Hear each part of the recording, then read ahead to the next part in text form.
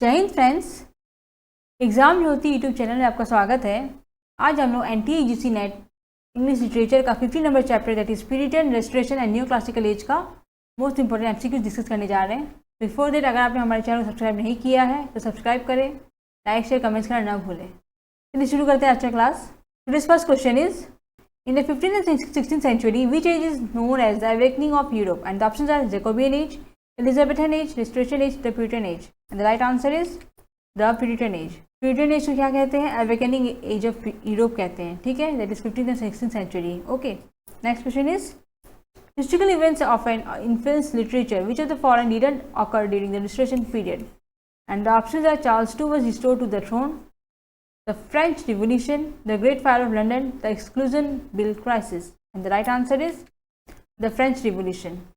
कभी कभी historical events जो होते हैं ना वो कभी कभी क्या करते हैं, इन्फ्लुएंस करते हैं लिटरेचर को, ठीक है, प्रभाव डालते हैं लिटरेचर में भी। इसमें से कौन सा है जिसमें प्रभाव नहीं पड़ता रेस्टोरेशन पीरियड में? तो वो है फ्रेंच रिवोल्यूशन, ठीक है। Next question is a civil war broke out in England between Charles I supporter and the parliament in, and the option is 1603, 1642, 1640 and last option is 1688. The right answer is 1642. Civil war जो हुआ था England में कब हुआ था? Between Charles I supporter and parliament जो हुआ था 1642 में हुआ था, ठीक है। Next question is who is responsible for the Puritan spirit and finds its noblest expression, and the options are Burton, Milton, Herbert, Donne. The right answer is John Milton. तो कौन रिस्पॉन्सिबल है प्यूरिटन स्पिरिट के लिए और noblest expression जिसने निकाला था, find किया था? तो वो है हमारा Milton ji, okay. Next question is the Puritans were, and the options are a groups of supporter of Charles I, a group of English speaking Protestants, a group of authors and poets, and last option is the Roundheads. The right answer is a group of English speaking Protestants. Puritans से कौन थे? तो वो थे हमारे a group of English speaking Protestants, जो English बोल रहे थे उसको अगेंस्ट में थे, ठीक है, प्रोटेस्ट कर रहे थे। सो उनके ग्रुप को क्या कहा जाता है? Puritans, okay. Next question is in which age people had strict rules regarding life and conduct, and the options are Shakespearean age, the Renaissance period, the Puritans, the Restoration, and the right answer is the Puritans. तो पूछा गया है कि कौन से as में people had strict rules, उस समय स्ट्रिक्ट रूल्स चल रहा था रिगार्डिंग लाइफ एंड कंडक्ट, जिंदगी को लेकर कैसे रहना है, एवरीथिंग के ऊपर बहुत स्ट्रिक्ट रूल्स थे। तो वो थे कौन से एज में? तो प्यूरिटन्स के समय में, okay. Next question is which of this is not a writer during Puritan age, इसमें से कौन सा है जो कि प्यूरिटन एज के राइटर नहीं है? And the options are John Milton, Thomas Fuller, John Lyly, John Live, and last option is Sir Richard Lovelace, and the right answer is John Live. Our next question is due to whom the name Caroline age came in, and the options are James I, Charles I, Edward I, Charles II, and the right answer is Charles I. Due to whom the name Caroline age came in, Caroline age जो था आया जो था किसकी वजह से आया था? तो चार्ल्स I की वजह से, ठीक है। Next question is in which year did petition of right come into existence, कौन से साल में पेटिशन ऑफ राइट आया था? तो 1625, 1626, 1627 and last option is 1628, and the right answer is 1628। 1628 में हमारा पेटिशन ऑफ राइट आया था, स्टार्ट हुआ था, ठीक है, it came into existence. Next question is the character writers of the early 17th century mostly followed the Greek writer, and the options are Theophrastus, Homer, Plato, none of this. The right answer is Theophrastus. जो characters है the character writers of 17th century वो mostly क्या follow करते थे? Greek writer को, ठीक है। तो वो थे कौन? थियोफ्रेस्टस। तो थियोफ्रेस्टस को सब लोग फॉलो कर रहे थे 17th century में, ठीक है, राइटर्स लोग। Next question is the famous theatre the globe was set on fire in the year 1612, 1620, 1630, 1616, and the right answer is 1613। Globe जो है द थिएटर द ग्लोब ये हमारा set on fire watches exist कब हुआ था? तो 1613 में हुआ था, ठीक है। Next question is the royalist in the age of Milton are also called age, and the options are Cavaliers, Protestants, intellectuals, reformers, and the right answer is Cavaliers. Milton के एज में जितने भी रॉयलिस्ट थे उसे क्या कहते हैं? और उसे कहते हैं हम Cavaliers, okay. Next question is how many characters does George Herbert's the country person deal with its in its 37 essays, and the options are 37, 3, 21। The right answer is 1। George Herbert ji का जो कंट्री पर्सन है इसमें उन्होंने deal किया था एक character ने 37 essays में, ठीक है। तो वो कितने कैरेक्टर्स थे उसमें, तो उसमें ओनली 1 ही कैरेक्टर्स थे, ठीक है। Next question is who road earn burial that is 1658 inspired by the discovery of some 15 urns in the neighborhood, and the options are John Milton, Isaac Walton, Thomas Brown, Thomas Fuller. The right answer is Thomas Brown. So urn burial किसने लिखा था, तो वो था Thomas Browne जी ने, ठीक है।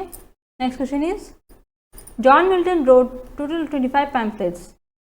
How many of them were written in English? And the options are 18, 21, 19, 20, and the right answer is 21. तो मिल्टन जी ने 25 पैम्पलेट जो लिखे थे उसमें से 21 जो थे वो हमारे टोटल इंग्लिश लैंग्वेज में थे, ठीक है। Next question is who wrote a series of characters in 1614 which are witty and epigrammatic in form, and the options are Samuel Butler, Isaac Walton, Thomas Overbury, Francis Bacon, and the right answer is Thomas Overbury. किसने लिखा था series of characters जो कि witty थे, चालू थे, एपिग्रामेटिक in form थे, ठीक है, तो वो है हमारा ओवरबरी जी। सीरीज ऑफ कैरेक्टर्स किसने लिखा था 1614 में, तो ओवरबरी जी ने लिखा था, ठीक है। और next question is Thomas Browne's profession was, and the options are cobbler, doctor, a hunter, a pamphleteer, and the right answer is doctor. Thomas Browne ji जो थे उनका प्रोफेशन क्या था, वो क्या थे एक्चुअली में, डॉक्टर थे, ठीक है। Next question is which of this is prose work of John Milton, and the options are the wife, the treatise of civil war, microcosmography, the pilgrims progress. The right answer is a treatise of civil वार।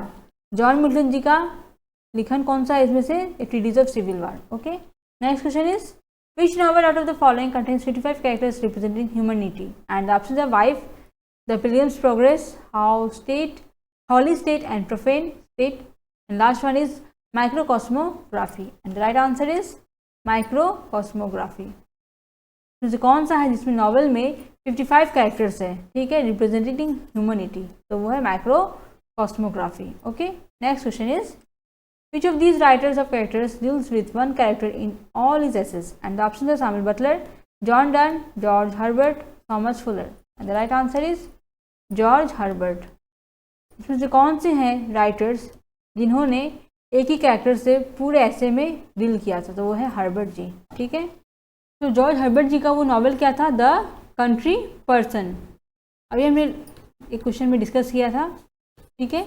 इसमें only 1 character से 37 novels, जो 37 assess थे उसमें role play किया था एक ही character ने, ठीक है। तो it was written by George Herbert, okay, and the novel's name is the country parson, okay. इसमें 37 एसेस थे जिसको एक ही कैरेक्टर ने प्ले किया है, okay. Next question is who took over the throne in 1689 during Glorious Revolution, and the options are Queen Mary, James II, William III, none of this. The right answer is William III. किसने throne यानी राज सिंहासन को लिया था, took over the throne in 1689 during Glorious Revolution, जब Glorious Revolution चल रहा था 1689 में, तब राजगद्दी में कौन बैठा था, तो विलियम III जी बैठे थे, ठीक है। Next question is who among the following was the monarch to occupy the throne at the beginning of the Restoration age, and the options are James II, Charles II, William II, Queen Elizabeth, and the right answer is Charles II.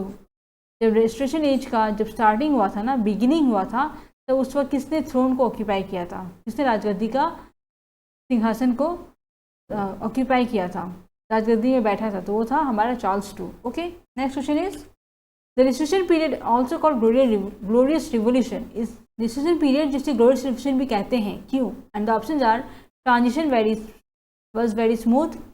Second option is it did not involve violence and bloodshed. Third option is advent of reason and logic. Last option is reopening of theatres. And the right answer is it didn't involve violence and bloodshed. इस restoration period को glorious revolution क्यों कहते हैं, क्योंकि इसमें कोई भी violence नहीं था, अहिंसा था, हिंसा टोटली बिल्कुल भी नहीं था, ब्लडशेड वगैरह नथिंग, खून खराब ऐसा कुछ नहीं था, ठीक है। Next question is which period in English literature was the beginning of modern prose, and the options are Renaissance, the Restoration age, the Puritans, the Elizabethan age, and the right answer is the Restoration age. Modern prose का starting beginning कौन से as में हुआ था, तो वो था restoration as में, ठीक है, मॉडर्न प्रोज का। Next question is Dryden's an essay of dramatic poesy 1660 is written in, and the options are poetic form, dramatic form, narrative form, conversation form. The right answer is conversation form. जो Dryden जी का essay of dramatic poetry है जो कि 1668 में लिखा गया था, ये जो है हमारा लेखन कन्वर्सेशन फॉर्म में लिखा गया था। ठीक है, इसमें आपको एक और क्वेश्चन आता है कि an essay of dramatic poetry किसने लिखा था? ड्रायडन जी ने लिखा था। कब लिखा गया था? 1668 में लिखा गया था।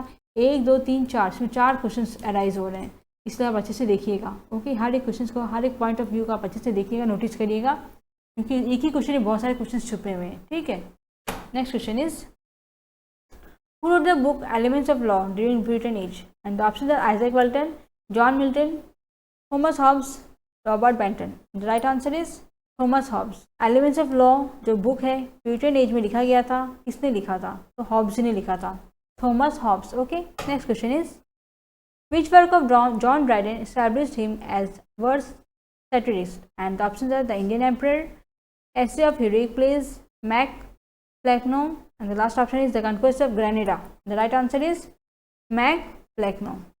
जॉन ड्राइडन का लिखा हुआ ऐसा कौन सा बुक था जिसकी वजह से उन्हें वर्स सेटिरिस्ट बनाया गया था? तो वो था Mac प्लेक्नो.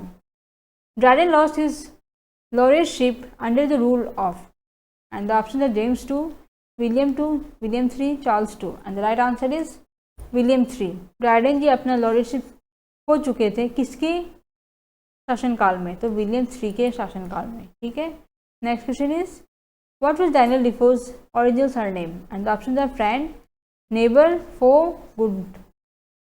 And the right answer is foe. Daniel Defoe जी जो थे उनका ओरिजिनल सरनेम क्या था? तो वो था foe.